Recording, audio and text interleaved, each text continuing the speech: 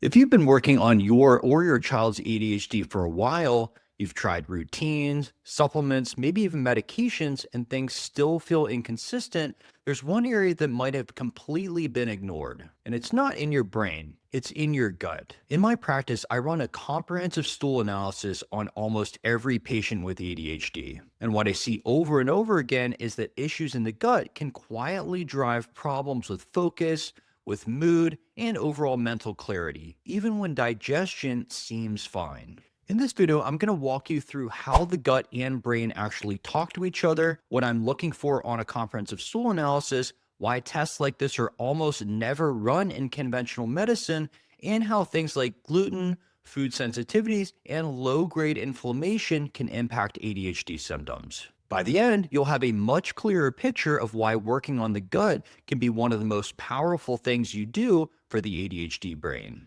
Most of the time, ADHD is framed as a strictly brain-based condition. We hear about dopamine, stimulant medications, and executive function, and those are all real pieces of the puzzle.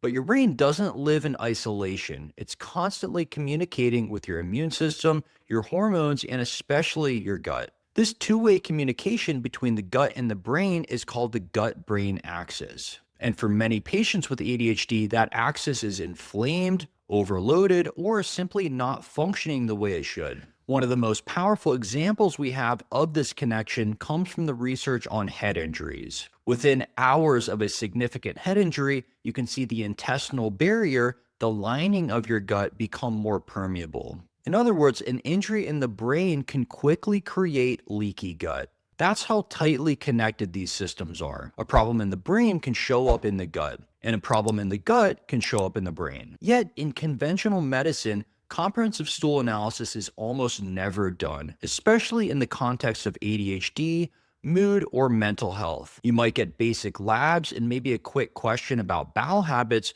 but a deep dive into the microbiome is rarely part of the evaluation. For me, it's one of the most important tests to run because it doesn't just tell us about digestion, it gives us insight into inflammation, immunity, nutrient absorption, and the overall inflammatory burden on the brain. So let's talk about how this gut-brain axis actually works. There are three main ways the gut and the brain communicate. Number one is nervous system signals, mainly through the vagus nerve.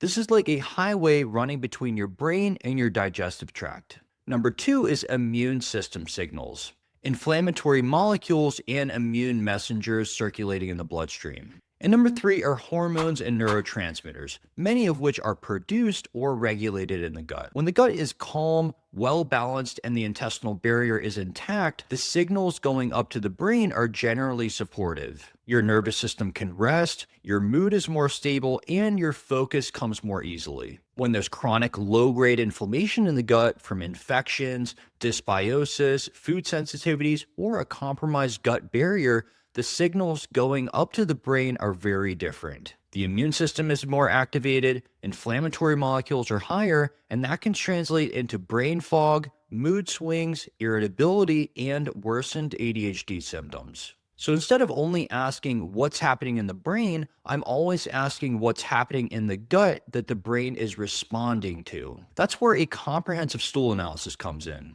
This is a complete stool test that looks at many different aspects of gut health all at once. For my patients with ADHD, this has become a foundational test. Here's what I'm looking at when I run a comprehensive stool analysis. H. pylori and other pathogens. H. pylori is a bacteria that lives in the stomach and can affect stomach acid levels, digestion, and overall inflammation. The test also scans for other potentially pathogenic organisms that can stress the gut, the good and bad bacteria, or your microbiome balance. We look at beneficial bacteria that support digestion, immune regulation, and even neurotransmitter production. And we look at overgrowth or imbalances in less friendly bacteria. This overall pattern is what we call dysbiosis. Candida and other yeasts. Yeast overgrowth can contribute to bloating, brain fog, fatigue, and sugar cravings, all of which can make ADHD a lot harder to manage. Parasites and other infections. These can be silent drivers of inflammation and digestive stress, sometimes without dramatic GI symptoms. Inflammation markers like calprotectin. Calprotectin gives us a sense of how inflamed the intestinal lining is. Even mild elevations matter when we're dealing with the brain. Pancreatic elastase. This tells us how well the pancreas is making digestive enzymes or how well you're actually breaking down your food. Poor enzyme output can lead to malabsorption, which can impact energy and mental function. Zonulin. Zonulin is one of the markers we use to assess intestinal permeability, often called leaky gut. Higher levels suggest that the gut barrier is compromised. Anti-gliadin IgA. This is an immune marker that reflects your immune system's reactivity to gluten, a protein found in wheat and some other grains. Secretory IgA. Secretory IgA is one of the best markers we have for how robust the gut's immune response is overall. When it's elevated, it can be a sign that the immune system in the gut is actively responding to something, like food sensitivities, infections, or ongoing irritation in the digestive tract. Secretory IgA can also be low, and that tells a different story. A low secretory IgA can reflect chronic stress or chronic immune activation that has essentially worn down the gut's defenses over time. In that state, the immune system in the gut is more depleted and less responsive, which can be associated with more fatigue, lower resilience, and in some cases, a greater tendency toward low mood or depression.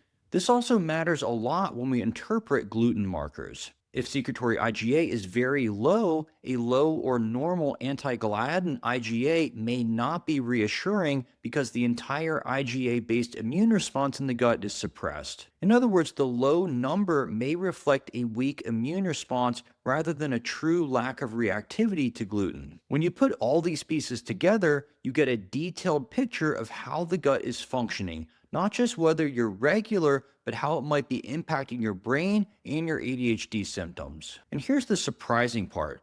Many of my patients with ADHD do not have dramatic digestive complaints. Their bowel movements might be mostly normal, maybe some occasional bloating or mild discomfort, but nothing that would scream a gut problem. But when we run a comprehensive stool analysis, we often find significant dysbiosis, yeast overgrowth, markers of leaky gut, signs of immune depletion or overactivation, or evidence of chronic low-grade inflammation. When we address these findings, their mental health and ADHD symptoms almost always improve. Focus is more stable, mood is more even, and they feel more resilient. Let's talk for a minute about gluten because it's a big piece of this for many people. Gluten can increase intestinal permeability, meaning it can make the gut barrier a bit more leaky, at least transiently in some individuals. For certain people, especially those who are more sensitive, this can be enough to trigger immune activation and inflammation. On a comprehensive stool analysis, we measure anti-gliadin IgA. This is an antibody your immune system produces in the gut in response to gliadin, which is a component of gluten. When this marker is elevated, it suggests that the immune system is seeing gluten as a problem and reacting to it. When the gut barrier is compromised and the immune system is more reactive, you don't just get local gut symptoms, you get more inflammatory signals circulating throughout the body, and some of those signals will also affect the brain. For a patient with ADHD, this can look like increased irritability, more brain fog, fluctuating energy, worsening focus and concentration. I'm not saying gluten is the root cause of ADHD, but in patients who are sensitive, it can absolutely be one of the levers that intensifies or calms down symptoms. Now let's talk about food sensitivities and the difference between IgG and IgE reactions, because this is an area that creates a lot of confusion. An IgE-mediated reaction is what most people think of as a classic allergy. This is where you eat a food like peanuts or shellfish, and within minutes to an hour, you might get hives, swelling, trouble breathing, or even anaphylaxis. This is immediate, potentially life-threatening, and always needs to be taken very seriously. An IgG-mediated reaction is different. These reactions are often delayed. They can show up hours later and even take up to 72 hours after eating a food to fully mount an immune response. They're usually not life-threatening, but they can contribute to chronic symptoms, things like fatigue, headaches, joint pain, skin issues, or changes in mood and focus. In my practice, I do use IgG food sensitivity testing as one tool to help guide dietary changes. But there's an important caveat. If someone has a very leaky gut, if their intestinal barrier is compromised, a lot of food particles can cross that barrier and interact with the immune system. In that context, you can see a long list of IgG food reactions, not necessarily because every single food is the problem, but because the barrier itself is compromised. That's why IgG testing has to be interpreted with a grain of salt. I don't just hand people a long list of bad foods and tell them to cut everything out. I zoom out and look at the patterns, their symptoms, and the gut markers like zonulin, calprotectin, dysbiosis, secretory IgA, and gluten reactivity on the stool analysis. The bigger picture is this: food sensitivities, dysbiosis, parasites, and candida can all create or worsen low grade inflammation. And that inflammation doesn't stay neatly in the gut.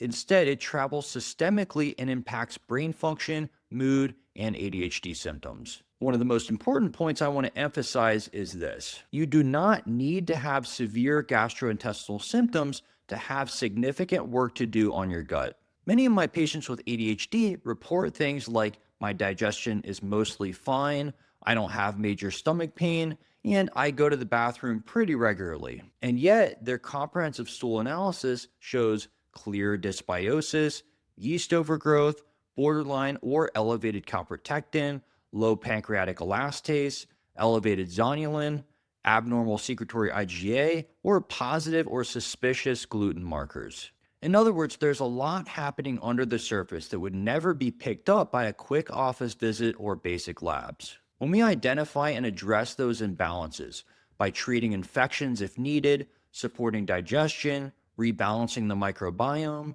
removing triggering foods for a period of time, and healing the gut barrier, we see changes that go far beyond digestion. Focus becomes more consistent, mood swings are less intense, that wired and tired feeling starts to settle. Medications, if someone is using them, often work more cleanly and with fewer side effects. I'm not claiming that gut work cures ADHD. ADHD is complex and multidimensional. Genetics, environment, nervous system, and brain structure all play a role. But I can say that for many patients, especially those who feel like they've tried everything, the gut is a massive missing piece. And comprehensive stool analysis is one of the most powerful tools we have to uncover what's really going on. So, to put this all together, the gut and brain are in constant two-way communication through the vagus nerve, the immune system, and hormones. Problems in the gut, like infections, dysbiosis, leaky gut, food sensitivities, can all create low-grade inflammation that affects the brain, mood, and ADHD symptoms. Comprehensive stool testing gives us a deep look at infections, microbiome balance, inflammation, digestive enzymes, secretory IgA, intestinal permeability, and gluten reactivity. You don't need dramatic gastrointestinal symptoms to have significant gut dysfunction affecting your ADHD presentation. When we identify and treat these issues, mental health and ADHD symptoms very often improve in a meaningful way. If you're listening to this and thinking, I've been working so hard on the brain side of my ADHD, but no one has ever looked at my gut, you're definitely not alone. This is incredibly common. If you'd like to explore this kind of root cause approach, including comprehensive stool analysis and a personalized plan to address what we find, you can use the link in the description to get started working with me one-on-one. Thanks for being here, and I'll see you in the next video.